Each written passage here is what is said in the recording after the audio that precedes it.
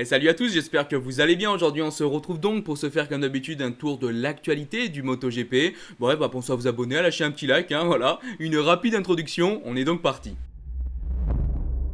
Et on va donc commencer par l'officialisation du remplacement de Joan Mir pour le Grand Prix de San Martin, le Grand Prix donc de Misano. Et oui, Joan Mir, après sa grosse chute lors du Grand Prix d'Autriche, il est malheureusement blessé et ne pourra donc pas rouler. Et c'est Katsuki Watanabe qui va donc le remplacer. Et pour ceux qui ne sauraient pas, c'est donc un pilote japonais qui roule à bord en bas d'une Suzuki et qui participe au championnat MFSG All Japan Road Race JSB 1000. Un nom un petit peu long quand même. Bref, du coup, c'est quand même une superbe opportunité pour ce pilote d'arriver donc en MotoGP, de pouvoir faire au moins un week-end de Grand Prix en MotoGP. On a eu aussi des discussions apparemment avec Danilo Petrucci, mais malheureusement ça n'a pas pu se faire. Ça aurait été quand même intéressant de retrouver un Danilo Petrucci qui est parti bien évidemment du MotoGP, mais cette fois-ci sur une Suzuki, ça aurait été quand même assez cool. Mais bon voilà, une belle opportunité pour ce pilote, pour Watanabe. Et pour continuer, on va donc parler de l'officialisation de la décision de Ducati sur qui pilotera donc la Ducati usine en 2023. Ça y est, Ducati a donc enfin pu prendre cette décision qui était clairement compliquée au vu des résultats de Jorge Martin et donc d'Enea Bastianini au cours de cette saison 2022.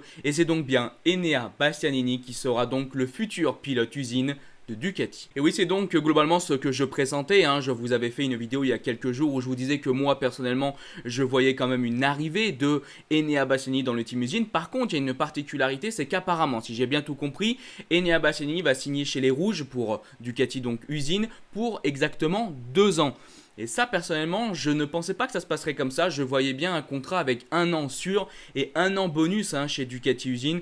Globalement, 1 an pour Enea Bastianini. Et si ça n'allait pas, globalement, on n'activait pas la 2e année et on pouvait par exemple le remettre dans le team Pramac et peut-être potentiellement donc derrière faire monter Jorge Martin. Mais non, apparemment, Enea Bastianini a donc bien signé pour 2 années chez les Rouges. Et que dire quand même, quelle montée en puissance de Bestia qui était chez Sponsorama Racing en 2021, chez Gresini donc en 2022. Et ça y est, il est déjà dans le team usine chez Ducati en 2023 pour la saison 2023. Et je pense quand même, pour vous donner un rapide avis, que c'est quand même mérité. Il a enchaîné quand même de très beaux résultats à Bastianini. Il y a eu un petit moment un petit peu avide dans la fin de première partie de saison, mais on a pu voir que dans cette deuxième partie de saison, de ce début de deuxième partie de saison, on a pu voir donc un Bestia qui avait quand même retrouvé clairement sa vitesse, enchaînant aussi vraiment de bons petits résultats, que ce soit en essai, en qualification, mais du coup quand même aussi en course.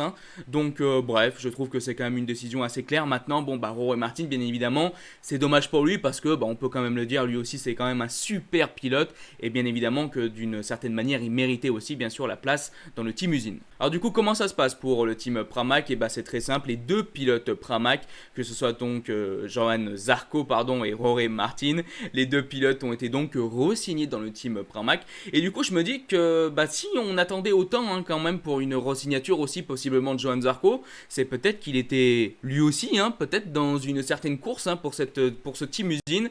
Je continue de me dire que si possiblement Johan Zarco avait gagné une course, par exemple en Angleterre, peut-être que finalement ça aurait peut-être redéfini cette bataille pour cette place usine. Mais bon, ça s'est pas passé comme ça et du coup, Jorge Martin et Johan Zarco continueront chez Pramac pour la saison 2023. Et pour continuer, on va donc maintenant parler un petit peu de notre cher Marc Marquez parce qu'il y a une bonne nouvelle qui est tombée. Je vais donc vous lire les propos de Marquez. Feu vert donc pour intensifier la reprise. Merci Joaquin, Samuel, Ignacio et Angel de m'avoir gardé calme pendant ces 3 mois. Alors qu'est-ce que ça veut dire cette déclaration? C'est très simple. Marquez est donc allé faire un petit check-up médical comme on nous l'avait annoncé. Et ça y est, on nous a donc dit que Marquez pouvait enfin intensifier sa reprise et surtout remonter sur une moto, et ça fait quand même plaisir. On nous a donc aussi déclaré que Marc Marquez a retrouvé une grande mobilité et il s'est bien remis également d'un point de vue musculaire. Et un Marc Marquez qui pourrait donc possiblement, entre gros guillemets encore, être du coup bien présent pour les tests de Misano. C'est dans environ 1 semaine et demie. Encore de gros guillemets qui sont mis sur ça parce qu'on nous a toujours pas annoncé quand Marc Marquez pourrait donc revenir en MotoGP. Alors à un certain moment on nous disait, en tout cas d'après les déclarations de Marquez, qu'il aimerait donc revenir pour les 2 Grands Prix de l'année. Ensuite sur cette chaîne on a vu aussi du coup les propos d'Alberto Pucci qui priait entre guillemets un retour de Marquez pour les tests de Misano parce qu'ils étaient tout simplement perdus sans lui, qu'il travaillait à l'aveuglette. Et aujourd'hui, bon bah toujours pas du coup d'informations. Bon bah je suppose que ça va venir bientôt à mon avis. Franchement, Marc Marquez n'est pas encore remonté aujourd'hui à ce jour sur une moto. Je pense que quand Marquez aura fait son premier test sur une machine, qu'il aura vu ses sensations sur la moto, je pense que là on nous annoncera si oui ou non il sera présent au test de Misano. Et globalement je pense qu'on aura à peu près une date pour son retour. De toute façon Marquez a déjà déclaré qu'il ne voulait pas précipiter sa décision. Il va donc faire son petit tour sur sa petite moto, il va voir si ça va bien ou pas.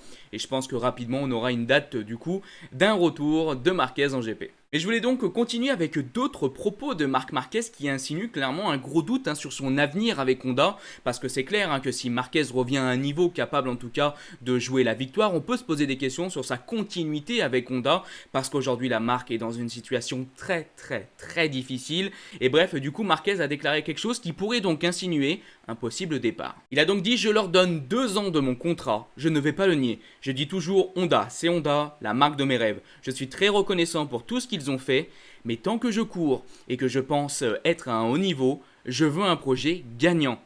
Sinon...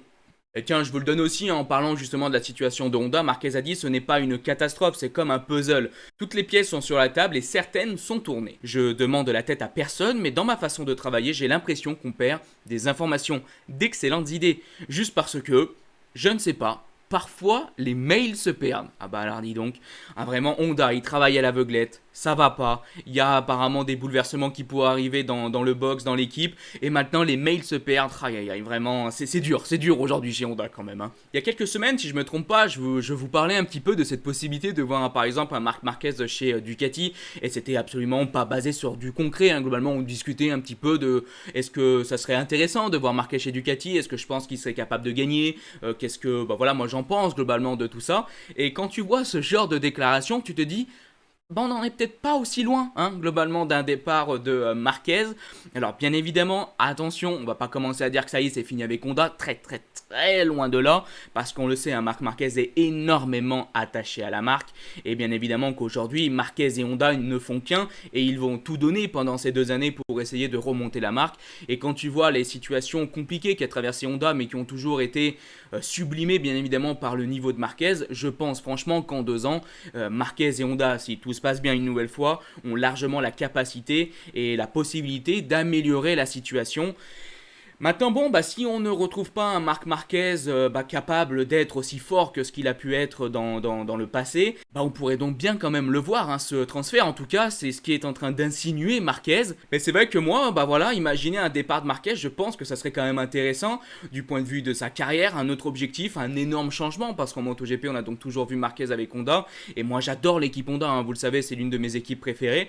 Mais c'est vrai qu'imaginer un Marc Marquez sur une Ducati, parce que c'est ce que je pense le plus probable, peut-être sur une KTM, si KTM aujourd'hui arrive à amener une moto gagnante dans les prochaines années, ça pourrait être exceptionnel. Imaginez un Marquez sur une Yamaha. Alors là, là on s'enflamme. Là je suis complètement en roue libre, bien évidemment. Il n'y a absolument rien de concret. J'espère que vous l'avez bien compris. Aujourd'hui, rien n'annonce un Marquez chez Ducati, chez KTM ou chez Yamaha. Bien évidemment qu'on soit d'accord. Mais juste, la possibilité d'imaginer un Marquez dire ça y est, mon aventure chez Honda est terminée après ces longues années et ces nombreux titres de champion du monde. Ça serait quand même un moment assez fou. Et c'est vrai que je me dis que ça pourrait être quand même assez cool. Par contre, pour Honda, je suis pas sûr que ça serait cool, parce que alors là, Honda, s'ils n'arrivent donc pas à améliorer la situation et que Marquez part, oula. Alors là, grosse inquiétude pour la continuité d'Honda en MotoGP. Maintenant, ils sont toujours arrivés à retrouver de nouveaux pilotes capables de jouer le titre de champion du monde. Mais c'est vrai que du coup, c'est quelque chose qui me botte bien. Voilà, c'est un sujet que je trouve assez intéressant. Même si aujourd'hui, je pense qu'à 99%, Marquez, si tout va bien une nouvelle fois, arrivera à remonter la pente avec Honda et non pas sans. Et allez, pour terminer cette vidéo, on se fait une petite photo du jour, vu qu'on a eu une vidéo d'actualité assez courte du coup aujourd'hui. Bref, du coup, je vous présente donc cette photo Laguna Seca lors de la saison saison 2012 quand Nicky Hayden prenait sur sa moto Valentino Rossi. Ils étaient donc tous les deux à cette époque chez Ducati. Alors je sais que pour les fans de Rossi, je pense que 2012, on n'a pas trop envie de s'en rappeler globalement de cette saison 2012.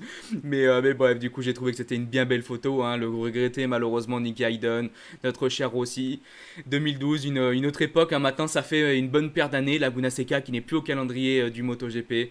Bref, une photo émotion j'ai trouvé. Donc voilà, pour moi on arrive donc à la fin de cette vidéo. Je vous remercie de l'avoir regardée. Si elle vous a plu, n'hésitez pas à la liker, partager, commenter. Je vous dis bye bye les potes. Ciao.